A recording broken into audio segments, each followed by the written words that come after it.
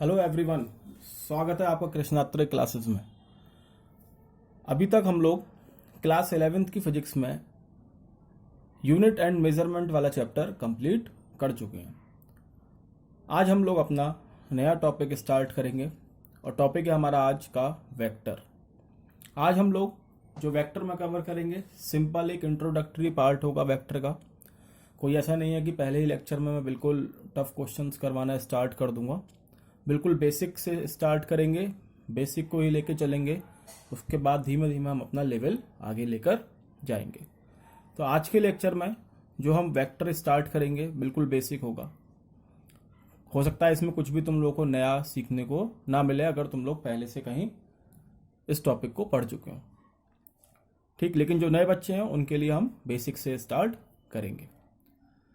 तो शुरुआत करते हैं हमारे नए चैप्टर की, नए टॉपिक की, जो है वेक्टर। तो जैसा कि आप लोगों को मालूम है, वेक्टर पढ़ते हुए आए होंगे, सुनते हुए आए होंगे छोटी क्लासेस से कि वेक्टर वो क्वांटिटीज होती हैं जिसके पास मैग्नीट्यूड एंड डायरेक्शन होता है। या हो सकता है बहुत लोगों ने ना भी सुना हो, डायरेक्ट उन लोगों को याद करवा दिया हो कि velocity is a vector quantity, याद कर लो। तो अब हम लोग वेक्टर में अंदर जाएंगे और वेक्टर का मतलब समझेंगे। तो बेसिक से स्टार्ट करते हैं। वो क्वांटिटी जिसके पास मैग्नीट्यूड एंड डायरेक्शन दोनों चीजें होती हैं, और अगर मैं इसमें आगे ऐड करूं तो वो क्वांटिटीज जिसके पास मैग्नीट्यूड और डायरेक्शन होता है और वो triangle law of vector addition या parallelogram law of vector addition को फॉलो करती हैं, वो आपकी वेक्टर क्वांटिटीज होती हैं। अब यहां दो टर्म आई, triangle law of vector addition and parallelogram law of vector addition. ये दोनों ही लॉज जो हैं वेक्टर एडिशंस में यूजफुल हैं और इसको हम आगे के लेक्चर्स में कवर करेंगे। अभी के लिए सिर्फ इतना है कि वो क्वांटिटीज जो triangle law of vector addition और parallelogram law of vector addition और लगा हुआ है, मतलब कोई भी एक लॉ को फॉलो करेगी। ऐसा क्यों, ये भी हम आगे क्लियर करेंगे, ठीक है। तो अभी के लिए इतना ही है। वेक्टर क्वांटिटीज वो होती हैं जिसके पास मैग्नीट्यूड और डायरेक्शन दोनों होते हैं और वो ट्राइंगल लॉ या parallelogram law of vector addition को फॉलो करेगी। अगर इसके एग्जाम्पल की बात करूं तो बेसिक एग्जाम्पल तुम लोगों को मालूम होंगे, displacement, velocity, acceleration, force, momentum और electric field and magnetic field. Electric field और मैग्नेटिक फील्ड नहीं मालूम होगा, वो आप लोग 12th क्लास में पढ़ोगे, क्या इलेक्ट्रिक फील्ड होता है और क्या मैग्नेटिक फील्ड होता है। तो क्योंकि अभी आज का हमारा टॉपिक है वेक्टर, तो हम इसी में आगे चलते हैं और नेक्स्ट देखते हैं हमारा वेक्टर का रिप्रेजेंटेशन कैसे होता है, कैसे हम लोग वेक्टर को रिप्रेजेंट करेंगे। जैसे अगर कोई स्केलर क्वांटिटी है तो मैं उसको डायरेक्ट लिख देता हूं, जैसे मान लो डिस्टेंस है, डी लिख दिया, ठीक है। लेकिन अब मानो कि ये डिस्टेंस की जगह मेरा हो गया डिस्प्लेसमेंट, मान लो डी, डिस्प्लेसमेंट डी। तो इसके ऊपर अगर मैं एरो लगा दूंगा तो ये मेरा शो करता है वेक्टर क्वांटिटी। मतलब एक सिंपली एक अल्फाबेट लिखा और उसके ऊपर अगर मैं एरो पुट कर दूं तो वो मेरी वेक्टर क्वांटिटी को रिप्रेजेंट करेगा। और वो वेक्टर क्वांटिटी कोई भी हो सकती है, वो डिपेंड करेगा कि सिंबल क्या है। जैसे हमने यहां पर रिप्रेजेंट करा है कि रिप्रेजेंटेशन कैसे होगी, by putting an arrow above the letter, ठीक है। एक लेटर से रिप्रेजेंट करेंगे और उसके ऊपर हम एरो लगा देंगे, तो ये आपका रिप्रेजेंटेशन है वेक्टर का। अगर मुझे इसका मैग्नीट्यूड रिप्रेजेंट करना हो, मैग्नीट्यूड मतलब, मैग्नीट्यूड का मतलब है कि सिर्फ मैग्नीट्यूड बताना है, डायरेक्शन से हमें कोई मतलब नहीं है, तो उसको मैं रिप्रेजेंट करता हूं मॉड के अंदर वेक्टर लिख दूंगा। इसको मॉड बोलते हैं, मॉडुलस बोलते हैं, ए वेक्टर लिख दिया। या सिंपली अगर मैंने इसको खाली ए भी लिख दिया ना, तो ये भी इसका मैग्नीट्यूड दिखाएगा, ठीक है। एक बात याद रखना, वेक्टर क्वांटिटी को एक्सप्लेन करने के लिए हमारे पास उसका मैग्नीट्यूड और डायरेक्शन दोनों चीजें होनी चाहिए। जब भी हम वेक्टर क्वांटिटी के बारे में बात करेंगे तो हमारे पास उसका मैग्नीट्यूड प्लस उसका डायरेक्शन भी होगा, ठीक है। अब बात करते हैं ग्राफिकली कैसे रिप्रेजेंट करेंगे। ये तो नॉर्मल रिप्रेजेंटेशन हो गया। अब ग्राफिकली मैं कैसे रिप्रेजेंट करने वाला हूं अपने वेक्टर को, ये हम देखते हैं आगे। तो ग्राफिकली वेक्टर रिप्रेजेंट होता है बाय एन एरो। अब इस एरो में बहुत चीजें हैं, जैसे एरो जिस पॉइंट से मैंने स्टार्ट करा वो मेरा होता है एरो का इनिशियल पॉइंट। ये तो समझ में आता होगा ना, एरो यहीं से स्टार्ट करोगे, ऐसा तो नहीं यहाँ से स्टार्ट करोगे, यहाँ से स्टार्ट करूंगा, तो ये आपका इनिशियल पॉइंट कहलाता है, ठीक है। और ये वाला जहां आपने एरो खत्म करा है वो आपका फाइनल पॉइंट कहलाता है, फाइनल पॉइंट। या इसी को दूसरी भाषा में बोलूं तो इनिशियल पॉइंट या पीछे वाली चीज को हम बोलते हैं टेल, मतलब पूंछ। और आगे इसको जहां मैंने एरो लगाया है इसको मैं बोलता हूं हेड। टेल और हेड, ठीक है, टेल और हेड। अब इसमें जो एरो की लेंथ है, जो एरो की लेंथ है ना, वो हमें वेक्टर का मैग्नीट्यूड बता रही है, या मैं बोलूंगा कि जो लेंथ है एरो की वो मुझे वेक्टर का मैग्नीट्यूड बताती है। और जो एरो का है ना, एरो वो मुझे वेक्टर का डायरेक्शन बताता है। जिस डायरेक्शन में आपका एरो होगा वही डायरेक्शन वेक्टर का होगा, और जितनी बड़ी लेंथ होगी उतना बड़ा आपका क्वांटिटी होगी, ठीक है। और अगर इसके डायरेक्शन की बात करूं इस टाइम, तो इसका डायरेक्शन ए से बी की तरफ है, और मैग्नीट्यूड क्या हो जाएगा, सिंपली ए बी, इसको मेजर कर लूंगा, ये मैग्नीट्यूड हो जाएगा, ठीक है। ये हो गई आपकी ग्राफिकल रिप्रेजेंटेशन। सपोज करो कि मुझे 5 किलोमीटर नॉर्थ वेस्ट में चलना है, एक एग्जांपल ले लेते हैं, 5 किलोमीटर इन नॉर्थ वेस्ट। तो अब मैं उसको वेक्टर से कैसे दिखाऊंगा, this is north, this is east, this is west and this is south. देखो उसने नॉर्थ वेस्ट बोला है, मतलब 45 डिग्री एंगल बनाएगा, तो वो तो हो गया डायरेक्शन। अब इस 5 किलोमीटर का क्या करूं भाई, इस 5 किलोमीटर की लंबी लाइन खींचूंगा क्या, नहीं। यहां हम लेते हैं स्केल। स्केल कैसा, जैसे मीटर स्केल होता है ना, वैसे ही हमने ले लिया स्केल। कितना मान लिया, हमने मान लिया कि मेरा 1 किलोमीटर स्केल के 1 सेंटीमीटर के बराबर है। इसका मतलब मेरे जो 5 किलोमीटर थे वो कितने के बराबर हो गए, 5 सेंटीमीटर के बराबर। बस अब सिंपली मुझे कुछ नहीं करना, मैं स्केल लूंगा और यहाँ पे 5 सेंटीमीटर की लाइन खींच दूंगा, नॉर्थ वेस्ट डायरेक्शन हो गया ये। और यही 5 सेंटीमीटर कितने के बराबर है, 5 किलोमीटर के बराबर, ठीक है बच्चों। ये ओ ए हो गया। तो इसका मैग्नीट्यूड मुझे क्या बता रहा है, इसकी लेंथ, इसकी लेंथ मुझे क्या बता रही है, इसका मैग्नीट्यूड 5 सेंटीमीटर। स्केल हमें मालूम है 1 किलोमीटर 5 सेंटीमीटर, 1 सेंटीमीटर के बराबर है। इसका मतलब 5 सेंटीमीटर 5 किलोमीटर रिप्रेजेंट करेगा। और एरो क्या बताएगा, इसका डायरेक्शन बताएगा, ठीक है। अब बात समझ में आ गई होगी, आगे चलते हैं।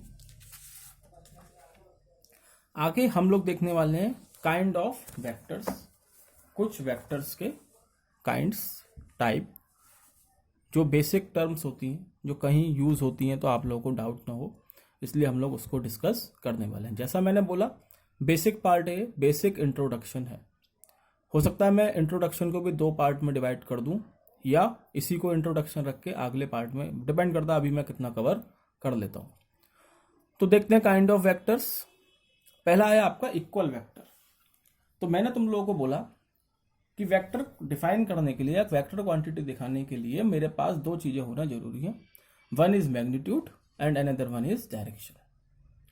तो 2 क्वांटिटी या 2 वेक्टर इक्वल कब हो सकते हैं, वो तभी इक्वल हो सकते हैं जब उनका डायरेक्शन प्लस उनका मैग्नीट्यूड दोनों ही चीज बराबर होंगी।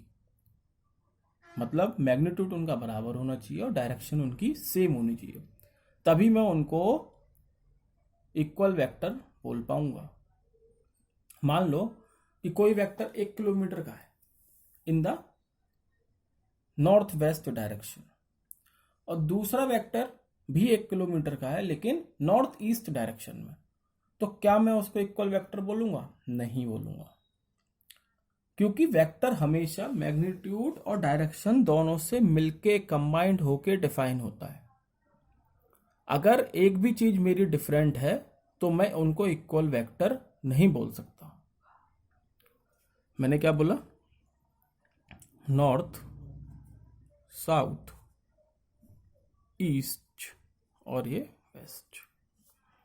अगर मेरा एक वेक्टर यहां जा रहा है, सपोज 1 किलोमीटर जैसा हमने बोला, और एक वेक्टर यहां, ये भी 1 किलोमीटर है, मैग्नीट्यूड तो दोनों का बराबर है, ये भी 1 किलोमीटर है, ये भी 1 किलोमीटर है, लेकिन अभी भी ये इक्वल नहीं है। क्यों? क्योंकि इनका डायरेक्शन सेम नहीं है। तो दो वेक्टर मेरे इक्वल तभी कहलाए जाएंगे जब उसका डायरेक्शन प्लस उसका मैग्नीट्यूड दोनों सेम होगा, तभी वो इक्वल वेक्टर कहलाए जाएंगे। इसका मतलब ये हो गया कि दो चीजों का डायरेक्शन तभी सेम हो सकता है जब वो एक दूसरे के पैरेलल होंगी, दोनों एक दूसरे के पैरेलल होंगी, तभी उनका डायरेक्शन सेम हो सकता है। बाकी ना परपेंडिकुलर ना अपोजिट, किसी भी टाइम पर उनका डायरेक्शन सेम नहीं होगा। तभी होगा जब वो एक दूसरे के पैरेलल होंगे।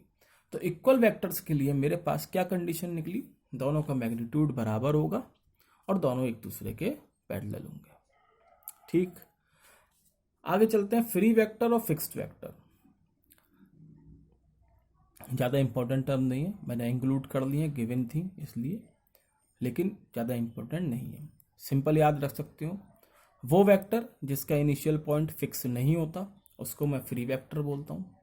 ठीक है, फ्री वेक्टर नाम से ही मालूम पड़ रहा है, फ्री है, कहीं पे भी मूव कर सकता है। तो जब वो वेक्टर जिसका इनिशियल पॉइंट फिक्स नहीं होता वो फ्री वेक्टर, और वो वेक्टर जिसका इनिशियल पॉइंट फिक्स होता है वो मेरे फिक्स वेक्टर होते हैं। ठीक है, आगे चलते हैं और आगे हम देखते हैं अपना नल वेक्टर या जीरो वेक्टर। नल या जीरो एक ही बात होती है, कुछ भी नहीं। नल का मतलब खाली। तो मेरा नल वेक्टर या जीरो वेक्टर में उस वेक्टर को बोलता हूं जिसका मैग्नीट्यूड मेरा जीरो होगा। The vector which have magnitude zero is known as null vector. अब किसी भी वेक्टर का मैग्नीट्यूड जीरो कब होगा? तो देखो, दो वेक्टर है मेरे पास, ये वेक्टर ए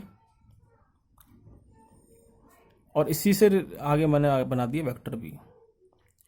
अगर मैं इसको मैग्नीट्यूड निकालना चाहूं तो ये नया वेक्टर मिल जाएगा मुझे, पूरा vector A plus vector B, ये एक नया वेक्टर मिला। सिमिलरली अब बात करते हैं नल वेक्टर की। अब कोई भी वेक्टर नल कब हो सकता है? मान लो ये सी वेक्टर मिला, ए वेक्टर प्लस बी वेक्टर, ये वाला। अब ये मेरा वेक्टर ए है, अगर इसको मुझे नल वेक्टर बनाना है तो मुझे जरूरी है कि मैं इसके अपोजिट डायरेक्शन में इसी के बराबर का एक वेक्टर और लाके खड़ा कर दूं, जिसका क्या हो जाएगा, अगर ये पॉजिटिव वेक्टर है तो ये नेगेटिव हो जाएगा। तो इन दोनों का जो रिजल्टेंट आएगा, मतलब सी वेक्टर, वो कितना आएगा? ए वेक्टर प्लस कर रहा हूं लेकिन माइनस साथ में लूंगा। मैंने क्या बोला था? डायरेक्शन मुझे चाहिए ही चाहिए वेक्टर में, तो माइनस ए। तो दोनों का मैग्नीट्यूड रिजल्टेंट क्या आ गया? जीरो। तो ये है आपका नल वेक्टर। वो वेक्टर जिसका मैग्नीट्यूड जीरो होता है वो आपका होता है नल वेक्टर। ठीक, अब आगे चलते हैं अपना यूनिट वेक्टर। और ये यूनिट वेक्टर बहुत इंपॉर्टेंट है, इस पर जरूर ध्यान देना। यूनिट वेक्टर क्या है? अगर कोई चीज है जिसका मेरे पास मैग्नीट्यूड है, और कितना है वो मैग्नीट्यूड? 1 है। कितना है मैग्नीट्यूड? 1, यूनिटी। और मुझे उसका डायरेक्शन मालूम है कि ये एक्स डायरेक्शन में जा रहा है, वाई में जा रहा है या जेड में जा रहा है, मुझे उसका डायरेक्शन मालूम है। और मेरे पास कोई क्वांटिटी है जिसका सिर्फ मुझे मैग्नीट्यूड मालूम है। सपोज करो कि 6, कोई क्वांटिटी है जिसका मुझे सिर्फ मैग्नीट्यूड मालूम है 6, और कोई एक दूसरी क्वांटिटी है जिसका मुझे मैग्नीट्यूड मालूम है 1 है, और उसका डायरेक्शन मालूम है कि एक्स डायरेक्शन है, मान लो एक्स। अगर मैं इन दोनों क्वांटिटी का मल्टीप्लिकेशन कर दूं, मतलब 6 और वो क्वांटिटी जिसका मैग्नीट्यूड है 1 लेकिन एक्स डायरेक्शन में, तो मेरा जो रिजल्टेंट आएगा वो क्या आएगा? 6 इंटू 1 तो 6 हो गया, और डायरेक्शन क्या हो गया? एक्स डायरेक्शन में तो था यूनिटी वेक्टर वाला। बात समझ में आई मेरी? ध्यान से सुनो एक और बार। मैंने कहा कि मैंने कोई क्वांटिटी मान ली x जिसका मैग्नीट्यूड मुझे मालूम है 6 है, सिर्फ मैग्नीट्यूड मालूम है, और कोई दूसरी क्वांटिटी मैंने मान ली y जिसका मैग्नीट्यूड तो 1 है, और डायरेक्शन मैंने उसका मान लिया x डायरेक्शन है। मैं यहाँ पे लिख देता हूँ, अभी मैं तुम लोगों को इंट्रोड्यूस नहीं करवाना चाह रहा ऑर्थोगोनल वेक्टर से, इसलिए सीधे लिख दे रहा हूँ यहाँ x डायरेक्शन में। इसका डायरेक्शन मुझे नहीं मालूम। अब मुझे देना है इस क्वांटिटी को डायरेक्शन। तो मैं क्या कर सकता हूं, अगर मैं इन दोनों का मल्टीप्लाई कर दूं, x इंटू वाई कर दूं, तो 6 इंटू 1 कितना हो जाएगा 6। तो डायरेक्शन में कोई मैग्नीट्यूड में कोई फर्क पड़ा नहीं पड़ा। यूनिट से 1 से कभी भी किसी भी चीज का मल्टीप्लाई करोगे तो कोई फर्क पड़ता है क्या मैग्नीट्यूड में? नहीं। तो ये 6 आ गया सीधे। लेकिन इसको डायरेक्शन मिल गया क्योंकि यहां पे तो डायरेक्शन है ना, तो ये डायरेक्शन हो गया एक्स डायरेक्शन। तो यूनिट वेक्टर का काम यही है भाई। यूनिट वेक्टर क्या करता है, जो क्वांटिटी का आपको सिर्फ मैग्नीट्यूड मालूम है, जब आप उसमें यूनिट वेक्टर ऐड कर देते हो तो आपको उसका डायरेक्शन भी मालूम पड़ जाता है। अभी ये बेसिक है, इसलिए मैं तुम लोगों को ज्यादा अंदर नहीं लेके जा रहा हूं। आगे जाके पढ़ोगे ऑर्थोगोनल यूनिट वेक्टर्स, जिसको तुम लोग आई कैप, जे कैप और के कैप की फॉर्म में देखोगे।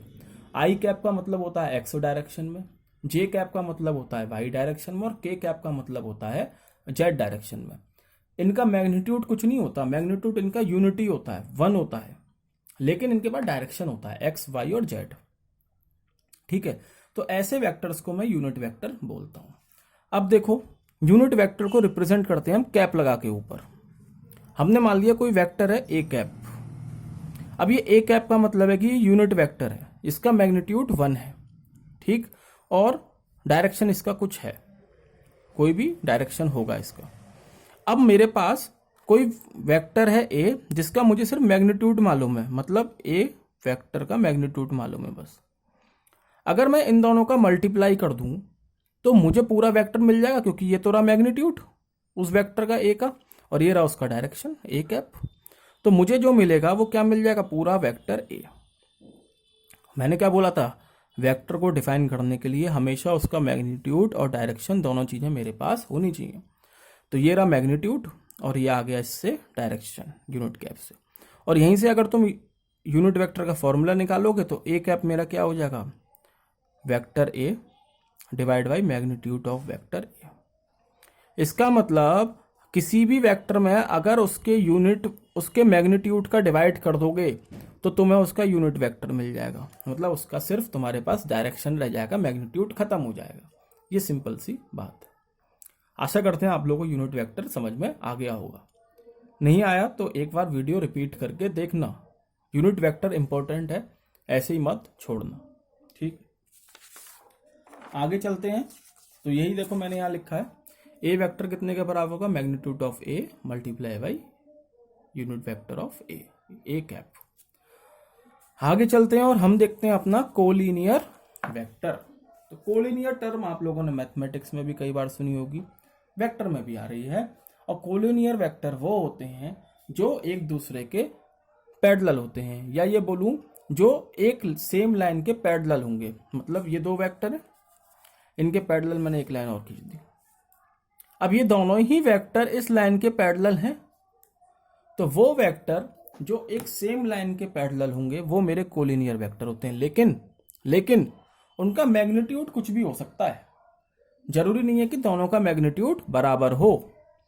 सेम लाइन के पैरेलल तो हैं, पर इनका मैग्नीट्यूड जरूरी नहीं कि आपस में बराबर होगा। इनका मैग्नीट्यूड कुछ भी हो सकता है, पर इनका जो पैरेलल होंगे ये वो सेम लाइन के पैरेलल होंगे। ऐसे वेक्टर मेरे कोलिनियर वेक्टर होते हैं। नेक्स्ट है मेरे कोप्लेनर वेक्टर। तो ये आपको समझ में आने चाहिए, कोप्लेनर वेक्टर। कोप्लेनर, प्लेन की बात कर रहा है। तो वो वेक्टर जो आपके एक ही प्लेन में, सेम प्लेन में लाई करते हैं, उनको मैं कोप्लेनर वेक्टर बोलता हूं। जैसे मान लो ये रेड वेक्टर हो गया, ये ब्लैक वेक्टर हो गया और ये ग्रीन वेक्टर हो गया। 3 वेक्टर है, तीनों एक ही प्लेन में लाई कर रहे हैं। ये एक पूरा एक प्लेन है और तीनों एक में लाई कर रहे हैं। प्लेन पेपर का प्लेन हो गया। ठीक, अगर मैं इनमें से कोई एक वेक्टर उठा लूं मान लो, अच्छा अगर ऐसे होगा तो भी अब ये एक प्लेन नहीं बचा और प्लेन भी इंक्लूड हो गए। तो अब ये दोनों तो एक प्लेन में है, लेकिन ब्लैक वाला अलग प्लेन में है। ऐसे उठा दूंगा तो भी अभी एक प्लेन में है। ऐसे उठा दिया तो अभी इसका प्लेन चेंज हो गया, ब्लैक वाले का। इसको उठा दूंगा तो अब इन दोनों का सेम प्लेन हो जाएगा, इसका बेचारे का अलग हो गया। तो ये आपके होते हैं कोप्लेनर वेक्टर, जो आपके सेम प्लेन में लाई करते हैं। को इनिशियल वेक्टर। को इनिशियल जो नाम बता रहा है, इनिशियल प्लेन था same plane, line linear line थी तो सेम लाइन से पैरेलल थे, प्लेन था तो सेम प्लेन में थे। ऐसी को इनिशियल है। इनिशियल मतलब वो वेक्टर जिनका इनिशियल पॉइंट सेम होगा वो आपके को इनिशियल पॉइंट हो जाएंगे, को इनिशियल वेक्टर हो जाएंगे। जैसे ए वेक्टर ए था, इनिशियल पॉइंट ए रहा, ऐसी वेक्टर बी था और इनिशियल पॉइंट ए रहा, दोनों का इनिशियल पॉइंट सेम है, तो ये आपके हो गए को इनिशियल वेक्टर। अब देखते हैं नेगेटिव वेक्टर। तो नेगेटिव वेक्टर के बारे में मैं तुम लोगों को पीछे भी बता चुका हूं और यहां पे तो और क्लियर हो जाएगा। नेगेटिव वेक्टर वो होते हैं जिनका मैग्नीट्यूड सेम होगा पर उनका डायरेक्शन अपोजिट होगा।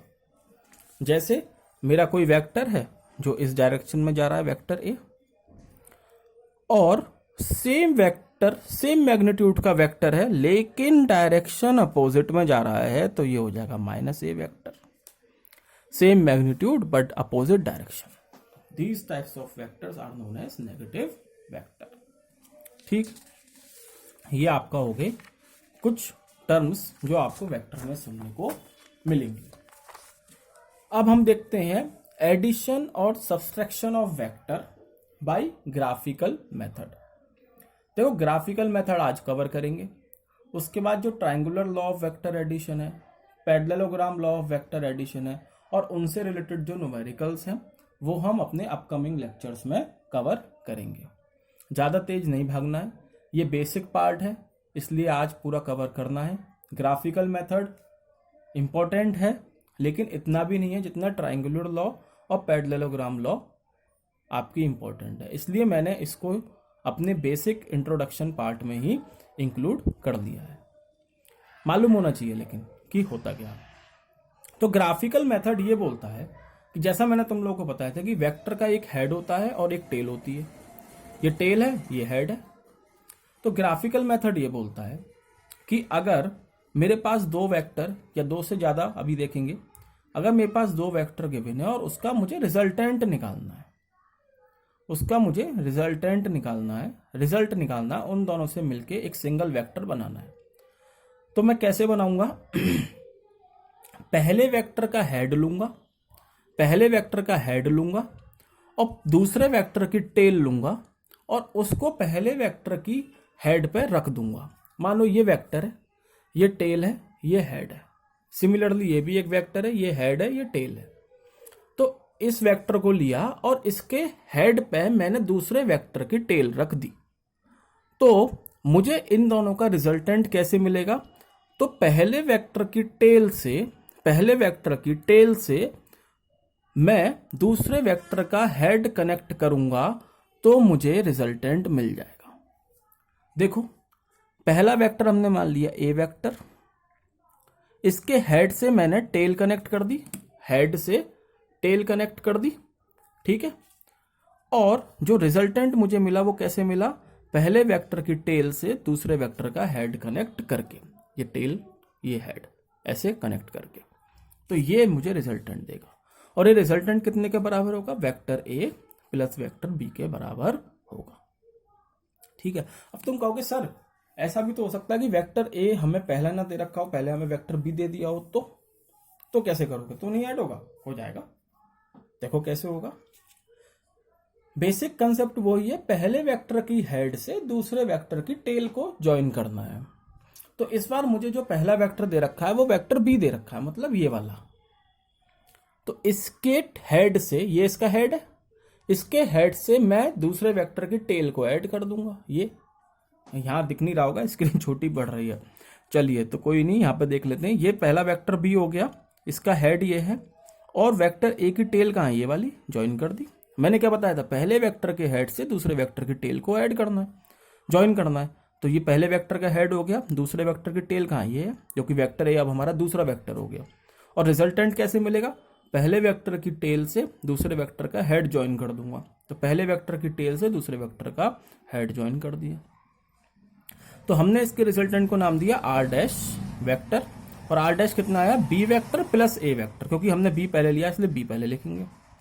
तो आर डैश हो गया बी वेक्टर प्लस ए वेक्टर, और आर हमारा आया था ए वेक्टर प्लस बी वेक्टर। तो जब हमने इन क्वेश्चंस को करा और ग्राफिकली करा, मतलब फिजिसिस्ट जो थे, तो हमने पाया कि आर वेक्टर और आर डैश वेक्टर दोनों बराबर है, मतलब ए वेक्टर प्लस बी वेक्टर आपका बराबर है बी वेक्टर प्लस ए वेक्टर। क्या कंक्लूजन निकला इससे? इससे हमें ये मालूम पड़ा मैं किसी भी वेक्टर को पहले ले लूं, चाहे ए को पहले ले लूं चाहे बी को पहले ले लूं, मेरा रिजल्ट सेम रहेगा। और इस चीज को हम बोलते हैं कम्यूटेटिव। कम्यूटेटिव मतलब देखो यहां मैंने लिख रखा है, या तो मैं 5 + 4 कर दूं तो भी 9 मिलेगा, या 4 + 5 कर दूं तो भी 9 मिलेगा, रिजल्ट पे कोई फर्क नहीं पड़ रहा है। तो ये मेरा कहलाता है कम्यूटेटिव। इसका मतलब एडिशन ऑफ वेक्टर कैसा है? कम्यूटेटिव है। ठीक है, एडिशन ऑफ वेक्टर मेरा कम्यूटेटिव है। चलिए थोड़ा सा और है। अब अगर मुझे 2 से ज्यादा वेक्टर गिवन होते तो 2 से ज्यादा वेक्टर गिवन हो तो क्या करूंगा? तो कुछ नहीं करना, सेम तरीका अप्लाई करना है। पहले वेक्टर के हेड से दूसरे वेक्टर की टेल को मिला देना है, और जब रिजल्टेंट निकालो तो पहले वेक्टर की टेल से लास्ट वाले वेक्टर के हेड को ज्वाइन कर देना। जैसे यहां देखो मुझे वेक्टर ए गिवन है, मैंने माना ऐसा है, इस तरीके से दे रखा है। तो मैंने वेक्टर बी जो कि मेरा दूसरा वेक्टर है उसके टेल को पहले वेक्टर की हेड से ज्वाइन कर दिया जी। अब वेक्टर बी के बाद मुझे वेक्टर सी भी गिवन है, तो वेक्टर सी की टेल को मैंने वेक्टर बी की हेड से ज्वाइन कर दिया जी, कर दिया। और पहले वेक्टर की टेल को लास्ट वाले वेक्टर के हेड से ज्वाइन कर दिया, और जो रिजल्ट आया वो क्या है? A vector A plus vector B plus vector C. या मैं इसको ऐसे भी कर सकता हूं पार्ट में तोड़ तोड़ के, मतलब ए वेक्टर प्लस बी वेक्टर का पहले रिजल्टेंट निकाल लिया। देखो इसका हेड आ रहा है ए का और बी की टेल आ रही है, दोनों को ज्वाइन कर दिया। और फिर इसकी टेल से पहले वाले वेक्टर की टेल से दूसरे वेक्टर के हेड को ज्वाइन कर दिया, तो रिजल्टेंट मिल गया। इन दोनों का जो रिजल्टेंट आया उसको सी की टेल से कनेक्ट कर दिया, और फिर हमें ओवरऑल रिजल्टेंट मिल गया R is equal to A plus B plus C. अच्छा, इसमें जरूरी नहीं कि मैं ए और बी को ही पहले लूं, इसमें मैं देखो ए पहले ले लिया, फिर सी को लिया है, फिर बी को लिया, लेकिन फिर भी रिजल्टेंट मेरा सेम ही रहेगा, चेंज नहीं आएगा, ये बी है। ठीक है, तो ये आपका इस तरीके से ग्राफिकल मेथड होता है। अब अगर मुझे सब्सट्रैक्शन करना हो वेक्टर का तो कैसे करूंगा? तो सपोज करो कि वेक्टर ए गिवन है और मुझे ए माइनस बी निकालना है, और वेक्टर बी इधर गिवन है। अगर मुझे इसको नेगेटिव बनाना है, मतलब अगर मुझे माइनस करना है, तो इसका मतलब यही तो होगा R vector is equal to A vector plus negative of B vector. तो अभी मैंने बताया था नेगेटिव वेक्टर बना दो बी का नेगेटिव वेक्टर क्या होगा? जस्ट इसका अपोजिट डायरेक्शन, ये है इसका अपोजिट डायरेक्शन, मैग्नीट्यूड सेम है तो माइनस बी हो जाएगा। और रिजल्टेंट क्या हो जाएगा? देखो अभी भी इसके हेड से इसका टेल जॉइन है बी वेक्टर का, जो हम फॉलो कर रहे हैं रूल, और इसके हेड से पहले वाले वेक्टर की टेल से दूसरे वाले वेक्टर का हेड ज्वाइन कर दो, तो रिजल्टेंट आ जाएगा। कितना आएगा? ए वेक्टर माइनस बी वेक्टर। बस ये है आपका ग्राफिकल मेथड। और क्या बोल रहा है कि अगर मुझे, अब मैंने बोला था वेक्टर क्वांटिटी के लिए आपको डायरेक्शन भी मालूम होना चाहिए। अभी तक हमने सिर्फ क्या निकाला? मैग्नीट्यूड निकाला है रिजल्टेंट का। डायरेक्शन, तो डायरेक्शन कैसे निकालोगे? तो प्रोटेक्टर ले लो और इसको नाप लो, एंगल को। सिंपल है भाई, ग्राफिकल मेथड है, प्रोटेक्टर से ही नापोगे, एंगल लो और नाप लो। ठीक है, कैसे डायरेक्शन कैसे फाइंड करोगे? तो रिजल्टेंट जो आया ना उसका किसी भी वेक्टर से एंगल निकाल दो, या तो ये वाला मेजर कर लो या ये वाला एंगल मेजर कर लो, कोई भी एक एंगल मेजर कर लो तो आपको रिजल्टेंट का डायरेक्शन मालूम पड़ जाएगा। किसी भी एक वेक्टर के साथ रिजल्टेंट का एंगल निकाल लो और आपको डायरेक्शन मालूम पड़ जाएगा। ठीक है, तो आज के पार्ट में हम लोगों ने देखा बेसिक इंट्रोडक्शन ऑफ वेक्टर, और ग्राफिकल मेथड भी हमने थोड़ा सा आइडिया लिया क्या होता है और कैसे होता है।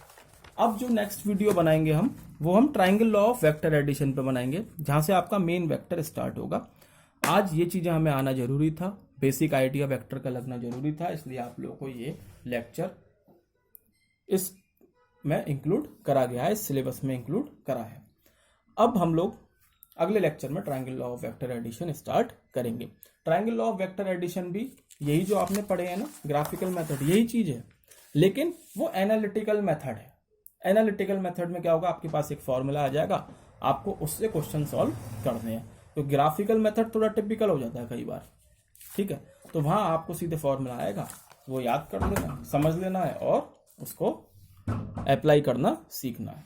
ठीक है, तो ये था आपका आज का लेक्चर, वेक्टर का बेसिक इंट्रोडक्शन। और तो आज के लिए इतना ही। कल के लेक्चर में हम लोग आगे का स्टार्ट करेंगे। और अगर वीडियो अच्छा लगा है तो वीडियो को लाइक करें, चैनल को सब्सक्राइब करें, कमेंट करें, शेयर करें। Okay, thank you.